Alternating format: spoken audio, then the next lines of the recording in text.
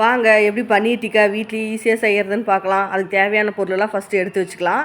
அதுக்கப்புறம் ஒரு பாத்திரத்தில் கெட்டியான தயிர் 2 ஸ்பூன், அரை ஸ்பூன் கரம் மசாலா, 1/4 ஸ்பூன் மஞ்சள் தூள், 1 ஸ்பூன் மிளகாய்த்தூள், அரை ஸ்பூன் மல்லித்தூள், கடலை மாவு 2 ஸ்பூன், கஸ்தூரி மேத்தி கொஞ்சம், உப்பு அரை ஸ்பூன், எலுமிச்சம்பழச்சாறு பிழிஞ்சு விட்டு நல்லா எல்லாத்தையும் மிக்ஸ் பண்ணிக்கலாம். அதுக்கப்புறம் கட் பண்ணி வச்ச பன்னீர், குடமிளகாய் க்யூப்ஸாக கட் பண்ணது, வெங்காயம் அதே மாதிரி க்யூப்ஸாக கட் பண்ணது எல்லாத்தையும் நல்லா மிக்ஸ் பண்ணி 1 மணி நேரம் நல்லா ஊற வச்சிடலாம்.